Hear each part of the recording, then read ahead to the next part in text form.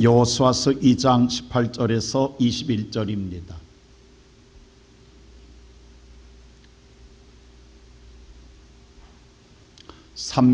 (321페이지가) 되겠습니다. 저와 한 절씩 교독합니다. 우리가 이 땅에 들어올 때에 우리를 달아내린 창문에 이 붉은 줄을 매고 내 부모와 형제와 내 아버지의 가족을 다 내 집에 모으라. 누구든지 내 집 문을 나가서 거리로 가면 그의 피가 그의 머리로 돌아갈 것이요 우리는 허물이 없으리라. 그러나 누구든지 너와 함께 집에 있는 자에게 손을 대면 그의 피는 우리의 머리로 돌아오려니와 내가 우리의 이 일을 누설하면 내가 우리에게 서약하게 한 맹세에 대하여 우리에게 허물이 없으리라 하니 라합이 이르되 너희의 말대로 할 것이라 하고 그들을 보내어 가게 하고 붉은 줄을 창문에 매니라. 세상을 살아가는 삶 속에서도 이런 고난 속에서도 여호와를 찾는 여러분들을 얼마나 하나님 귀하게 보실까요? 오늘 또 주의 거룩한 성전을 찾으며 또 이 시간에 주의 거룩한 날을 맞이해서 영상으로라도 하나님의 은혜를 사모하며 애타는 마음으로 주의 은혜를 사모하는 모든 성도들에게 하나님의 권능과 은총이 함께하기를 주의 이름으로 축원합니다. 우리가 살고 있는 이 세상은 보면 요즘 세상은 어떻게 돌아가냐면 세상 앞에 자기를 드러내기를 좋아합니다. 자랑하기를 좋아합니다. 그래서 오늘날 자기의 피할 시대라고 말합니다. 좀 더 자기를 도드라지고 싶었습니다. 자기를 더 과장해서라 더 잘 보이고 싶어 합니다. 그러면서 또 한편의 내면 속에는 어떤 생각을 갖고 있냐 하면 내가 그렇게 했을 때에 내게 오는 피해가 있고 내게 손실이 있다고 한다면 또 과감하게 자신을 숨긴다라는 거예요. 감춘다라는 것입니다. 그래서 대단히 계산적이고 타산적으로 살아갑니다. 자기의 이익이 될 때는 오늘 한없이 드러내지만 자기에게 조금이라도 손실이 있을 것 같으면 정말 냉정할 정도로 숨어버리고 외면합니다. 감춥니다. 옛날에는 그런 말이 있어요. 먼 이웃 사촌보다도 가까운 오늘 친척보다도 이웃 사촌이 낫다라는 말이 있습니다. 여러분 우리 주변에 오늘 여러분들 우리는 살아가는 삶 속에 함께 더불어가는 세상이지만 지금 우리 이웃에 누가 살고 있느냐 아무 관심 없습니다. 아니 관심이 없는가 아니라 아예 관계를 끊고 살아갑니다. 혹시 상대를 알고 상대가 나를 알게 되면 우리는 혹시나 내게 불편이 있을까봐 내가 간섭을 받을까봐 우리는 철저하게 외면하고 살아갑니다. 그래야 내가 편하고 내가 행복해질 것 같이 생각하는 데에 돌아온 것은 무엇일까요? 우리는 요즘 심심찮게 우리의 마음을 아프게 하는 소식을 들을 때가 있습니다. 바로 고독사라고 하는 이야기입니다. 세상에 아무도 알지 못하여 홀로 있다가 세상을 떠나는 불쌍한 사람들이 우리 주변에 많아져 가고 있다는 것입니다. 언제부터 이렇게 되었을까요? 나 혼자 살면 좋은 세상, 나 혼자 살면 편안한 세상, 나 혼자 살면 아무런 간섭을 받지 않고 어떤 해를 받지 않기 때문에 정말 마음껏 살아갈 줄 아는데 오히려 그렇지 못하여 외로워서 많은 자들이 오늘 반려견을 오늘 두고 함께 살아갑니다. 근데 여러분 한 가지 알아야 합니다. 반려견은 여러분을 지켜주지 못합니다. 여러분을 보호하지 못합니다. 여러분을 살려내지 못합니다.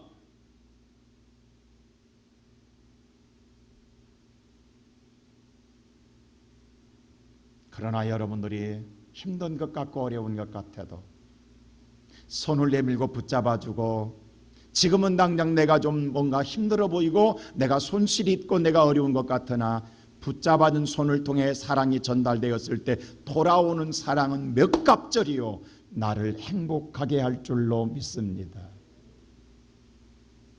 성경은 주라라고 이야기합니다.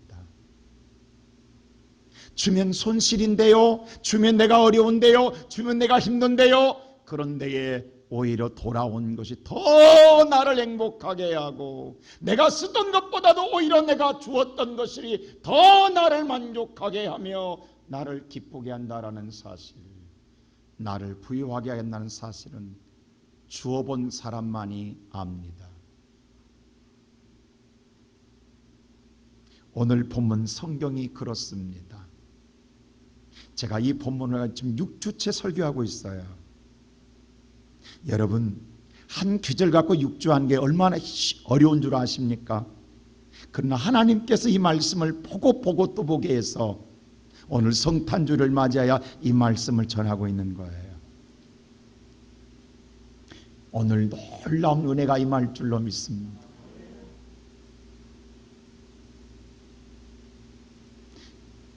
나합이라는 기생이 삶 속에 험난한 삶을 인생을 살아오는 데에 자기의 삶도 힘든 데에 누군가가 오늘 정탐꾼이라는 두 사람이 자기 집에 들어왔습니다. 아니 지금 내 삶도 힘들어 죽겠는데 그들을 돌볼 겨력이 없습니다. 감춰줄 여력이 없습니다. 근데 그들은 감춰달라고 합니다.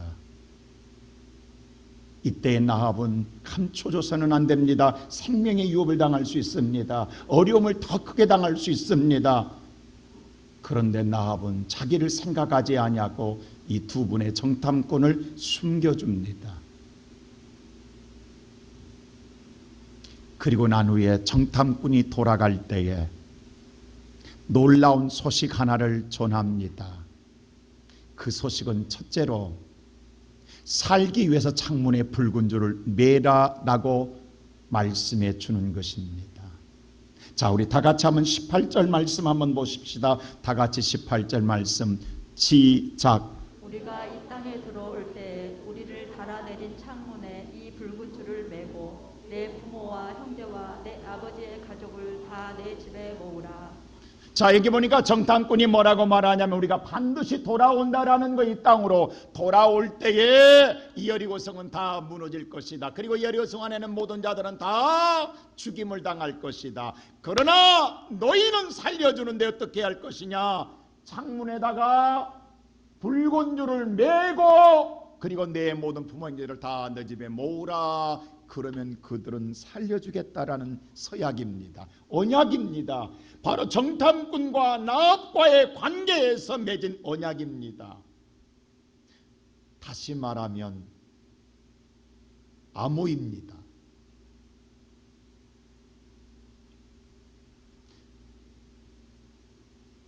내가 오늘 그들을 향하여 도와준다겠더니 그들은 우리의 온 가족 친척을 다 살려주겠다라는 거예요. 얼마나 감사할 일입니까? 근데 여기에서 한 가지 문제가 있어요. 뭐냐 하면 우리가 잘 아는 대로 오늘 나합은 성벽 위에 집이 지어져 있습니다. 오늘 나합의 집에는 정탐꾼이 왔던 것은 여리고성 왕도 알고 있어서 군사를 보냈습니다. 그러나 순간에 오늘 자기의 지혜로 말미암아 그 군사들을 다 따돌렸으나 그러나 군사는 돌아갔다 하지만 이미 그 집에 정탐꾼이 왔던 것은 알고 있는 여리고성 왕이나 군인들은 그 집을 주목할 수밖에 없습니다. 그 집을 감시할 수밖에 없습니다. 뭔가 적과 내통하는 집으로 생각할 수밖에 없기 때문입니다. 그래서 오늘 그는 주목하고 날마다 감시하고 있는데 그 감시하는 집에다가 창문에 붉은 줄을 내리라. 이건 뭐예요? 내가 간첩입니다. 내가 내통하고 있습니다라고 모든 자에게 공개하는 것과 같은 것입니다. 왜 이렇게 하시냐고. 살려준 다음에 살려주려면 은밀하게 조용한 가운데 아무도 알지 못하게 암호를 정해서 그렇게 해야만 누구도 눈치채지 못하게 해줘야만 되는 것 아닙니까? 그런데 공개적으로 차라리 눈에 띄지 않는 다른 붉은 줄, 검은 줄도 아니라 붉은 줄은 그러다가 혹시라도 바람이나 불면 태극기 휘날리면 그 집이 어떤 집이요? 이 집은 빨간 집이요, 적색 집이요, 이 집은 뭐요, 적군이라고 표현하는 것 아니겠습니까? 그러면 이스라엘 군인들이 와서 자기들을 살려주기 전에 이미 여리고성 군대에게 잡혀 죽임을 당할 수밖에 없습니다.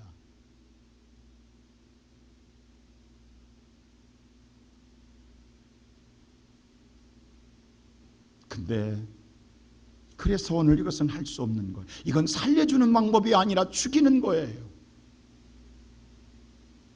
그래서 할 수 없는 거예요. 지금 시대가, 지금 상황은 오히려 조용하게 잠잠하게 숨어 있어야 되는 거예요. 그게 사는 거예요. 지금은 드러내면 안 돼요. 지금은 잠잠하게 피해 있어야 돼요. 숨어 있어야 돼요. 꼭꼭 숨어 있어야 돼요. 그것만이 사는 길이에요. 왜? 모두 다 주목하고 있기 때문에, 모두 관심을 갖고 있기 때문에. 어떤 목사님이 쓴 글을 읽었어요. 지난 2차 코로나 대확산 때에 몸살이 나서 너무 아파서 병원을 찾아갔는데, 그때 이태원으로 말미암아 2차 오늘 대유행이 발산됐잖아요. 그랬더니 오늘 병원을 들어가자마자 간호사가 와가지고 설문지를 내놓고 오늘 질문서를 작성하더라는 거예요. 안내데스크에서. 그래서 무슨 질문을 하냐면, 첫째로 해외여행 다녀오셨습니까? 이태원 다녀오셨습니까? 광화문 집회 다녀오셨습니까? 그리고 마지막 질문이 교회 다녀오셨습니까? 앞에는 아니요 아니요 아니요 다 했는데 마지막 교회 다녀오셨습니까? 할 때 네 라고 대답했더니 간호사 하는 말이, 저희 병원에서 진료 받을 수 없습니다. 진료를 받으려고 한다면 보건소 가서 검사받고 오셔야만이 받을 수 있습니다 하고 내보내더라는 거예요. 몸은 너무 아파 죽겠는데 그냥 돌아와 집에 오니까 학교 못 간 고등학교 된 딸이 있다가 아버지 모습 보고, 왜 아빠 병원에 갔는데 이렇게 아픈 표정 짓고 와, 혹시 진료 못 받은 것 아니야? 라고 했더니, 그렇다, 교회 다닌다고 뭐 진료 안 해준다 한다 했더니 딸이 하는 말이, 아빠 왜 그렇게 밀어내? 그럴 땐 왜 교회 다닌다고 했어? 그냥 안 다닌다 하면 되잖아. 했더니 목사님 말이, 내가 지난주에 설교했는데, 내가 목사인데 교회 안 다닌다 어떻게 할 수 있느냐.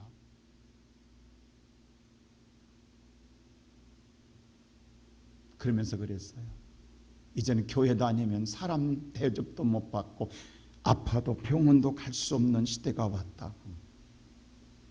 저는 그 글을 읽으면서 그 생각에 쓰이는 목사님만 아닙니다. 지금 모든 예수 믿는 사람들의, 모든 성도들의 어려움을 겪고 있는 현실입니다.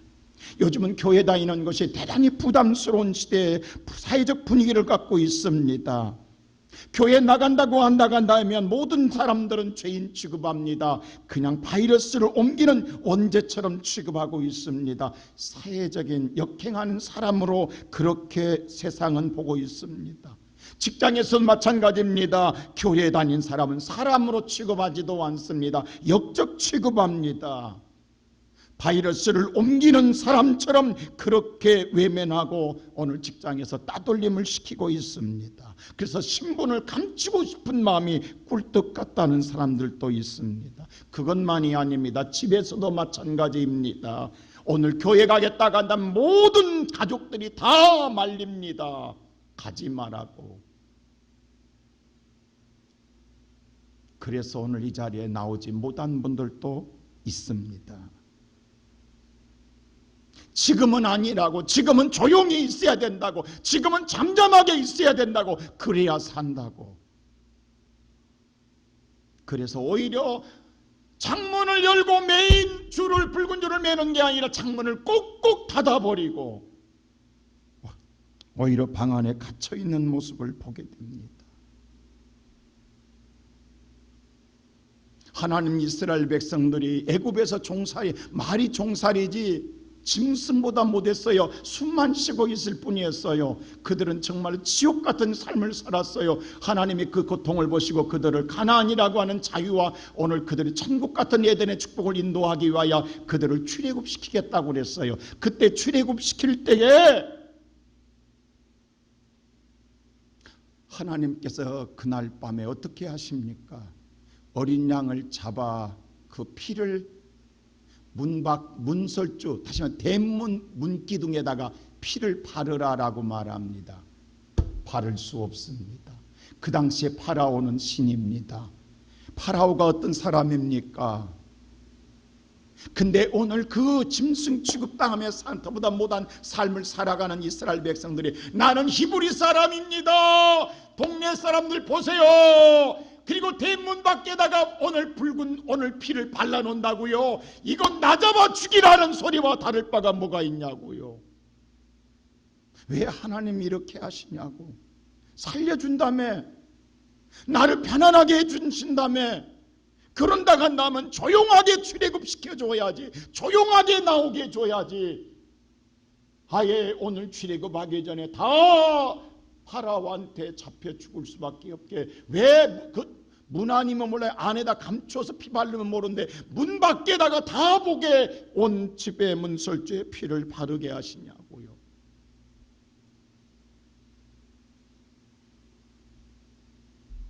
가나안 고사하고 내일 당장 살기 위해서는 바를 수가 없습니다. 예수님도 마찬가지입니다. 마지막 십자가를 지실 때에 제자들과 성만찬을 배설하시고 난 후에 보십시오. 그때 제자들과 다 같이 모였는데 베드로에게 뭐라고 합니까? 마태복음 오늘 24장 34절이 이렇게 말합니다. 다 같이 한번 읽어볼까요? 시작.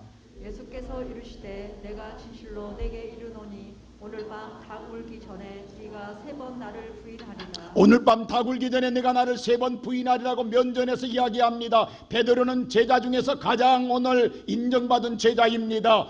오늘 그렇다고 한다면 예수님, 사랑 예수님께서 제자들 앞에, 친구들 앞에, 동료들 앞에 오늘 베드로를 높여주지는 못할 망정, 오늘 베드로를 인정해주지 못할 망정, 면전에서 너는 오늘 밤 나를 3번이나 배신하리라 라고 말한다고 한다면 베드로는 얼마나 마음에 상처가 되겠냐고요. 생각해 보세요. 얼마나 베드로의 마음에 시험 들겠냐고. 어떻게 예수님이 이럴 수 있냐고. 그런다 할지라도 면전에서 이럴 수는 없잖아요. 조용하게 말하면 안 돼요. 근데 그 앞에서 너는 오늘 닭 울기 전에 나를 3번이나 부인하리라 라고 말합니다. 그러니 베드로가 이 말을 듣고 가만히 있겠냐고. 35절 어떻게 한가 보세요. 다 같이 시작. 베드로가 이르되 내가 주와 함께 죽을지언정 주를 부인하지 않겠나이다 하고 모든 제자도 그와 같이 예수님 무슨 소리 합니까? 나는 주님, 예수님과 함께 죽을지언정 절대로 나는 부인하지 않겠습니다 했더니 다른 제자들도 모여 예수님께 오해받을까 봐 모든 제자들 다 같이 베드로처럼 우리도요 다 같이 했다고 성경에는 기록되어 있습니다. 예수 앞에 절대 그런 일 없다고 고백했어요. 그리고 돌아서는 데에 예수가 잡힙니다. 로마 군인 앞에 처절하게 잡혀서 끌려가면서 매를 맞고, 그리고 많은 공중들이 몰려가며 잡아 죽이라 소리 들렸는데 그 무리 속에 묻혀있어 너무너무 무섭고 두려웠습니다. 이것이 오늘 베드로 눈에 보인 현실입니다. 그때 한 여종이 베드로에게 너도 그와 같은 사람이라고 말합니다. 그 자리에서 맞다라고 하면 저 수많은 군중들 잡아 죽이라는 그 무리의 그 두려운 그 엄청난 함성 소리를 듣고 있는 베드로는 간이 떨려 죽겠는데 거기서 같은 사람이라고 말할 수 있다고요? 조금 전에 고백했을지라도 지금 예수가 처절하게 잡혀가는 모습이 내 눈에 보이는 데에 저 예수와 나는 같은 사람이라고 말할 수 있다고요? 그래서 베드로는 부인합니다. 모른다고. 왜? 그래야 살기 때문입니다. 만일에 내가 그러라고 이야기하면 당장 저 궁중들 앞에 끌려나가 잡혀 죽을 것 같은 현실을 보고 있거든요. 그러다 얼마 가다 또 다른 여종이 묻습니다. 너 예수와 같은 사람이잖아 라고 또 묻습니다. 그때 베드로는 더 강하게 부인합니다. 무슨 소리 하냐고. 나 예수 모른다고. 그 소리를 옆에 있는 남자가 듣다가 네 소리를 들어보니까 너 예수와 같은 당이네 라고 말합니다. 네 소리를 들어보니까 예수와 같은 사람이라고 말합니다. 그러자 이 말은 무슨 말인고 하니 예수와 우리로 말하면 예수쟁이라. 너 예수쟁이 아니잖아. 네 소리 들으면 예수가 같잖아. 그때 베드로가 저주하고 부인합니다. 이 말은 무슨 말이니 내가 예수쟁이면 내가 벼락 맞아 죽는다. 우리말로 표현하면 이런 뜻입니다. 이렇게 강하게 부인했다라는 거예요. 그랬더니 그 글이 끝나자마자 75절 보십시다. 다 같이 시작. 이에 베드로가 예수의 말씀에 닭 울기 전에 네가 3번 나를 부인하리라 하심이 생각나서 밖에 나가서 심히 통곡하니라. 닭 울기 전에 내가 3번 나를 부인하심을 생각나서 밖에 나가서 심히 통곡했다는 거. 그 말이 맞다라고 해서 그냥 우는 것 같습니까? 이 심히 통곡했다라는 원문의 뜻은요, 하나님이 나를 버렸다라는 뜻입니다. 하나님이 나를 버렸다라는 뜻이에요. 이 말은 뭐냐면 내가 하나님이 버림받아 죽는 걸 보고 식물하는 이 죽음은 어떤 죽음일 것 같습니까? 하나님이 버린 죽음.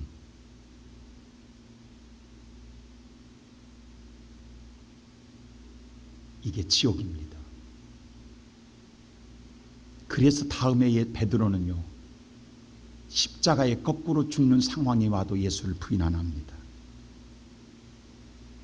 내가 부인하면 하나님이 버리는구나. 하나님께서 예수께서 이 땅에 계실 때에 분명하게 말했습니다. 마태복음 7장 31절에 2절에 이렇게 예수님 분명하게 이야기했어요. 다 같이 한번 읽으세요. 시작. 누구든지 사람 앞에서 나를 시인하면 나도 하늘에 계신데 아버지 앞에서 그를 시인할 자, 것이요. 보세요. 하나님 앞에서가 아닙니다. 우리들이 사람들 앞에서 시인하면 예수께서는 하나님 앞에서 나를 시인해 주겠다는 거예요. 그 다음에 33절 보세요. 시작. 누구든지 사람 앞에서 나를 부인하면 나도 하늘에 계신데 아버지 앞에서 그를 부인하리라. 우리들이 사람들 앞에서 부인하면 예수님은 하나님 앞에서 나를 부인하리라라고 말씀해 놓았습니다. 여러분 마태복음 7장 21절에 나더러 주여 주여 하는 자마다 다 하나님 나라 들어갈 것이 아니라 어떤 자는 선지자 노릇으로 어떤 자는 권능으로 어떤 자는 병자를 치료하는 능력을 행하였어도 도무지 내가 알지 못하노라. 이게 부인이에요. 악하고 게으른 종아 불법을 행한 자라 내게서 떠나가라. 이를 갈며 슬피 울리라. 하나님의 부인은 지옥이에요. 근데 하나님 뭐라 하냐면 네가 사람들 앞에서 나를 부인하면 하나님 앞에서 네가 목사요 장로요 권사요 집사요 네가 권능을 행한 자라도 내가 너를 부인하겠다. 예수님 분명히 말했어요. 근데 베드로가 했단 말이에요. 그랬더니 내가 하나님 버림받는 걸 보았어요. 환상 중에. 그리고 심히 통곡한 거예요. 근데 하나님이 사랑하사 베드로에게 회심을 통해서 다시 돌이켰을 때 그 다음에 베드로는 부인 안 합니다. 죽어도 십자가에 꺾으려 가도 죽어도 베드로는 뭐예요? 죽습니다. 하나님께 버림받은 것만은 내가 십자가에 죽어도 하나님 나라 가야 하기에 그 길을 갑니다. 오늘 예배드리는 우리 시온성교회 살아가는 우리 모든 성도 여러분, 지금 우리는 오늘 어떤 사람입니까? 오늘 성교회 설교회 오늘 주제 당신은 예수를 믿는 사람입니까? 하나님은 우리가 예수님을 믿는 부인한 걸 너무도 잘 알고 있어요. 우리는 오늘 내가 죽을까봐 매라겠지만 살려주기 위해서 오늘 장문의 붉은 줄을 매라겠지만 매지 못한 걸 알고 있기 때문에 여러분 구약은요 예수의 오실 그림자입니다. 구약은 예수의 예표입니다. 신약은 예수가 와서 실천합니다. 그래서 하나님이 우리를 사랑하사 오늘 여러분과 나를 살리기 위해서 자신이 죽는 줄 알지만 오늘 여러분 바로 이 창문에 매일 붉은 줄을 매일 하나님의 아들 예수 그리스도를 이 땅에 보내주십니다. 그날이 바로 성탄절입니다. 바로 두 번째로 하나님은 자신의 붉은 줄을 매기 위하여 예수를 보내고 예수는 그 붉은 줄을 매기 위하여 이 땅에 오십니다. 오늘 21절 다 같이 한번 읽어보십시다. 다 같이 21절 함께 읽겠습니다. 다 같이 시작. 라합이 이르되 너희의 말대로 할 것이라 하고 그들을 보내어 가게 하고 붉은 줄을 창문에 매니라. 자 보세요. 오늘 나합은 예수 그리스도의 그림자예요. 나합이 오늘 죽는 줄 알지만 이것을 매면 오늘 펄럭거리면 자기는 잡혀 죽는 줄 알지만 나합은 붉은 줄을 매어서 창문에 맵니다. 오늘 여리고성 왕한테 죽은 줄 알지만 하나님의 말씀을 따라면 이게 그리스도인입니다. 이게 믿음의 삶입니다.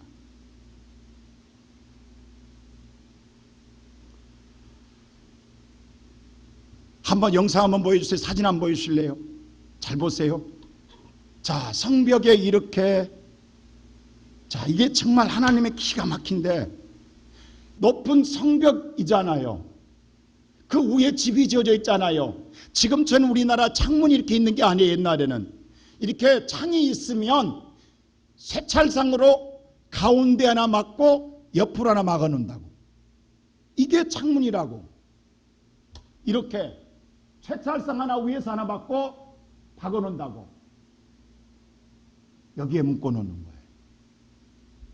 뭐처럼 보이세요, 여러분? 장차 뭐로 보이냐고.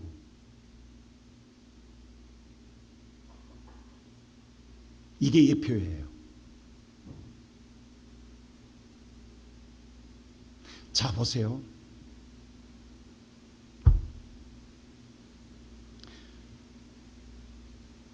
예수께서 오늘 우리를 이 십자가 이건 매는 건 죽는 거거든요. 이게 매일 수 없는 걸 알기 때문에 예수님이 이 땅에 오셔서 자신이 오늘 자신의 신분을 드러내면 자신은 죽어요. 그럼 자신의 신분을 숨겨야 돼요. 그래야 살 수 있어요. 근데 자신의 신분을 드러낸 걸 숨기지 않습니다. 마태복음 16장에 보면 베드로가 예수를 향해서 이렇게 고백합니다. 16절에 다 같이 한번 읽을까요? 시작. 시몬 베드로가 대답하여 이르되 주는 그리스도시요 살아계신 하나님의 아들이십니다. 주님은 그리스도십니다. 메시아입니다. 우리를 죄에서 구원할 메시아입니다. 그리고 하나님의 아들입니다라고 신이라고 이야기해요. 그랬더니 예수님이 맞다라고 해요. 시몬아, 너를 알게 한 건 네가 아니라 하나님이 너를 알게 해줬다고 이야기해요. 인정해줘. 예수님 여기서 부인하면 돼요. 인정해요. 그랬더니 사탄이 바로 뭐라 그래요? 왜 그리스도가 되려고 합니까? 이 말은 뭐냐면 그리스도가 되려면 오늘 십자가에 오늘 달려 죽어야 돼요. 우리는 죄를 사망해서 살리기 위해서는 우리의 죄를 대속해야 돼요. 오늘 바로 여러분 창문에 붉은 줄을 매게 된단 말입니다. 근데 예수님은 스스로 고백하는 거예요. 사탄이 뭐예요? 도망가라고 그래요. 피하라고 그래요. 매지 마라고 그래요. 그랬더니 예수님 뭐라? 사탄아, 내 뒤로 물러가라. 너는 어찌하여 하나님 일을 행하지 못하게 하느냐. 예수님께서 책망하십니다. 여기서 매다라는 것, 다시 말해서 오늘 이 하나님께서 뭐라고 그래요? 창문에 오늘 붉은 줄을 매라 라고 하는 이 원문을 보면요, 다시 한번 2장 18절 한번 보여주실래요? 자, 이 창문에 매라고 하는 매고라는 이 뜻은요, 원문은 보면요, 원문에 뭐냐면 카사르예요. 카사르는 함께, 혼자 매는 게 함께 매다예요. 연합하여 매다예요. 그래서 반드시 뭐냐면 함께 매는 거예요. 그래서 예수님 보세요. 그 말 끝나자마자 마태복음 16장 24절에 이렇게 말합니다. 자, 다 같이 시작. 예수께서 제자 자기를 부인하고 자기 십자가를 지고 이미 나를 예수님의 질 십자가는 졌어요. 함께 져야 되니까 너도 네 십자가를 져야 되니라. 그래야 나와 함께 할 수 있다라는 거예요. 기가 막힙니다. 이게 함께 미는 거예요. 우리는 우리 행위로 구원받을 수가 없어요. 우리는 이미 예수께서 다 하셨어요. 하나님은 인간을 사랑하사 모든 만물을 창조하시고 인간에게 다 주셨어요. 그리고 인간이 그 만물을 받은 인간은 하나님께 마음껏 찬양하고 경배하기를 원하셨어요. 근데 인간은 하나님께 영광을 돌리기를 싫었어요. 내 이름을 드러내고 싶었어요. 나를 높이고 싶었어요. 그래서 하나님께 등을 돌리는 것이 인간의 타락의 모습입니다. 여러분, 천사 누시퍼가 하나님께 영광을 돌려야 할 천사 누시퍼가 하나님께 영광을 돌리지 않고 자신이 가로챌 때에 사탄이 되는 거예요. 천사가. 인간도 마찬가지입니다. 인간의 탐욕이 하나님께 돌리는 걸 자기 이름을 높이고 싶으면 내가 하나님 되고 싶은 거예요. 아담이. 그래서 우리를 다시 살리기 위하여 하나님은 예수를 보내셨어요. 그 예수는 이 땅에 와서 우리를 때문에 살리려면 죽어야 되는데 죽으려면 자신이 그리스도라는 걸 고백해야 돼요. 고백하지 않으면 살아요. 근데 마지막까지 예수는 어떻게 한 줄 아십니까? 잡혀서 오늘 사내들이 공회 앞에 가서 재판을 받을 때, 오늘 종교 재판을 받을 때에 마가복음 14장 61절 말씀이 이렇게 기록되어 있어요. 제사장이 이렇게 예수는 질문합니다. 다 같이 시작. 침묵하고 아무 대답도 아니하시거늘 제사장이 다시 물어 이르되 내가 찬송받을 이의 아들 그리스도냐. 제사장이 물어요. 네가 그리스도냐라고 물어요. 그럼 이때 예수님께서 침묵하거나 말하지 않으면 돼요. 아빠 교회 안 갔다 가면 되잖아 하면 돼요. 근데 62절 보세요. 예수님 뭐라고 하는가. 시작. 예수께서 이르시되 내가 그니라. 내가 그니라. 그 말은 그 말하면 바로 죽는 줄 알아요. 근데 뭐라고 그래요? 내가 그니라. 자신에 대해서 고백하는 걸, 시인하는 걸 주저하지. 왜? 이 말 때문에 죽습니다. 어디에? 이렇게 죽습니다. 사진 한번 보여주세요. 보세요. 성벽에 달린 것처럼 예수는 이렇게 달립니다. 여러분, 놀라운 사실은요, 성주설에 가신 분들 알지요. 나합의 집이 여리고 성벽 위에 지어졌죠. 여러분, 골고다가 어디예요? 예루살렘 성벽 끝자락에 경계선에 골고다가 있어요. 이렇게 성벽 근교선에 거기 높은 데 달렸어요. 그리고 그 위에 명패가 돼 있죠. 자, 유대왕 예수 그리스도라고. 그 십자가에 다음 그림 보여주세요. 이렇게 붉은 줄이 매이는 거예요.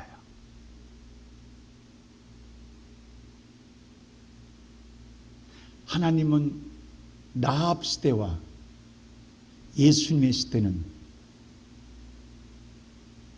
몇 년? 약 1400년 후에 그대로 이루어집니다.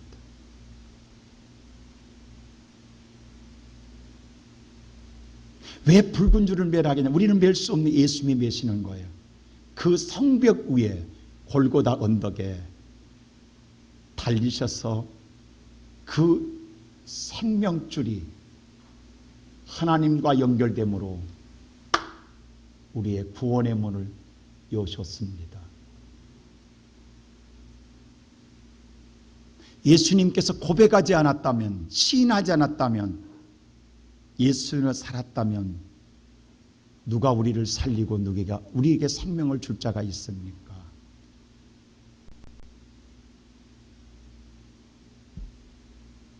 오늘 예배드리는 사랑하는 우리 시온성교회 사랑하는 성도 여러분,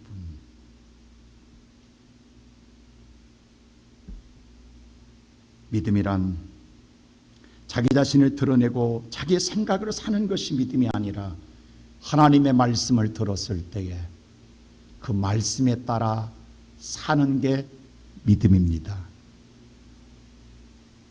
그 믿음에 따라 사는 그리스도인은 내가 살아가는 삶 속에 어떠한 물질의 손실이 있고 생명의 위협이 온다고 할지라도 주님 앞에 자신을 내려놓고 예수 그리스도를 드러내며 예수 그리스도와 함께하는 자가 그리스도인입니다. 이스라엘 백성들은 파라오가 무서워하는 것이 아니라 하나님을 믿기에 죽을 각오하고 문설주의 대문에다가 어린 양의 피를 바릅니다. 그들은 당연히 죽는 줄 알았습니다.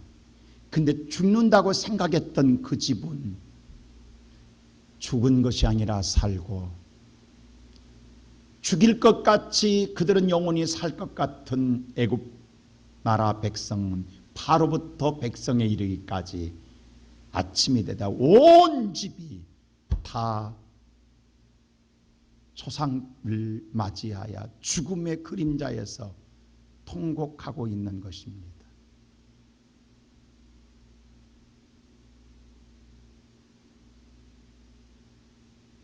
나합의 집에 붉은 줄이 메어졌을 때에 아무도 죽지 않고 머리털 하나 상하지 않았습니다. 오늘 예배드리는 사랑하는 우리 시온성교회 성도 여러분, 지금 우리가 사는 이 시대는 예수를 믿는다는 것이 점점 예수를 드러내는 것이 힘들어지는 세상 속에 살고 있습니다. 예수를 믿는다고 당당하게 드러내지 못하고 세상 앞에 인정받지 못하며 오히려 세상에서 비웃고 조롱당하고 핍박당하고 어려움을 당한 시대 속에 살아가고 있습니다. 그래서 많은 사람들이 자꾸 믿음의 문을 닫으려고 합니다. 자꾸 숨으려고 합니다. 자꾸 감추려고 합니다. 오히려 내 집에 있는 어린 양의 피를 발라준 교패마저도 부끄럽게 여기는 사람도 있을지 모르겠습니다.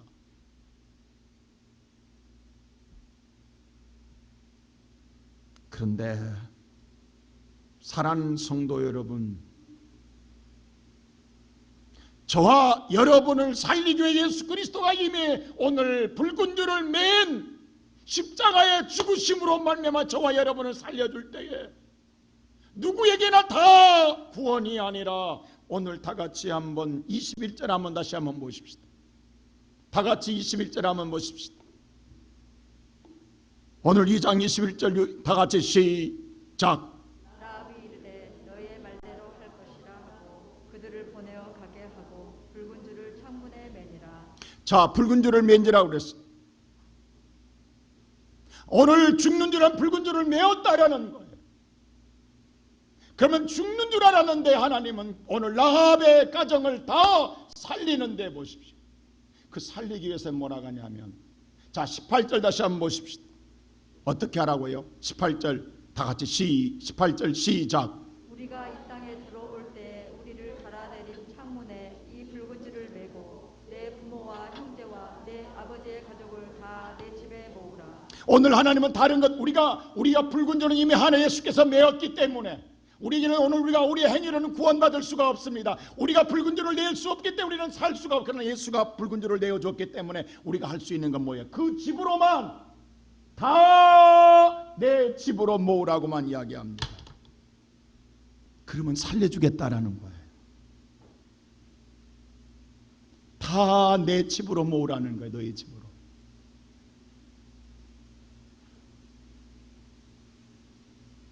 근데 그냥이 아니, 보세요. 잘 보세요.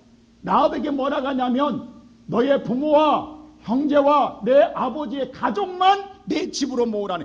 그래서 예수님 영적인 나합의 오늘 그림자요 실체인 예수가 뭐라고 그래요? 우리를 향하여 너는 내 제자요, 내 자녀요, 내 신부요, 내 형제로라고 말하는 거예요. 예수의 형제가 되어야 하고 자녀가 되어야만 들어갈 수가 있어요. 누구나 들어가는 게 아니에요. 우리는 하나님의 자녀가 되었기 때문에 들어갈 수 있어요. 그들만 여리고성의 모든 사람을 데려오라는 게 아닙니다.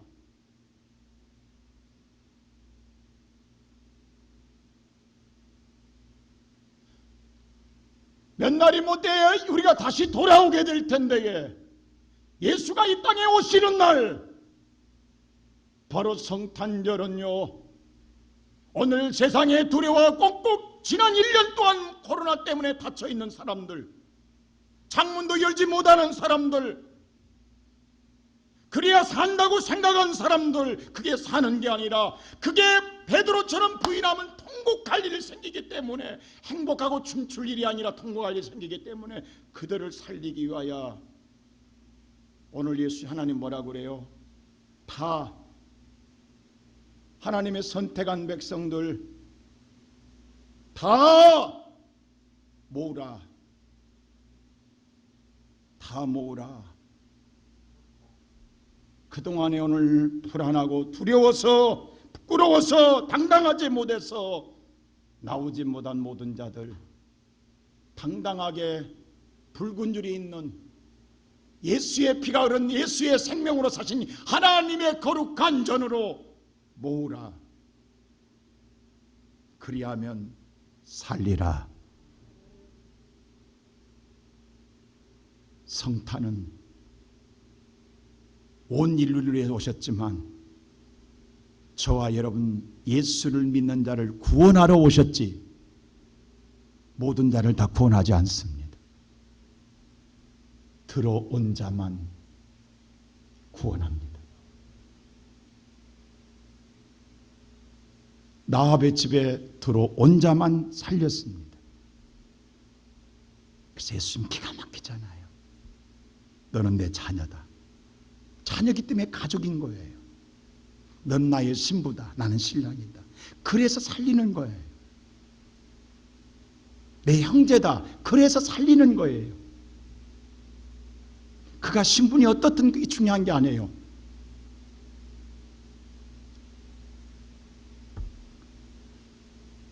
사랑하는 성도 여러분, 이번 성탄절날 모으십시오. 다 모으십시오. 이번 성탄절은요, 가족 예배드립니다. 손자부터 할아버지까지 한 의자에 같이 앉아서 같이 드릴 거예요. 그동안 못 나왔던 여러분 가족 가운데 예수를 놓쳤고 예수는 마음으로 알고 있대 두려워서 무서워서 세상에 바빠서 이게 저게 찢겨서 못 나온 사람들, 그들을 다 가서 이게 사는 일이다, 이게 사는 일이다, 가자, 하나님의 집으로 들어가자.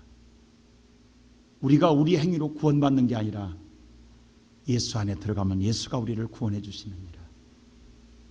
그 예수의 은혜 앞에 오늘 여러분의 온 가족이, 여러분의 모든 형제들이 함께 들어와 성탄을 통하여 기쁨을 얻고 영생을 얻는 복된 삶이 되기를 주의 이름으로 축원합니다.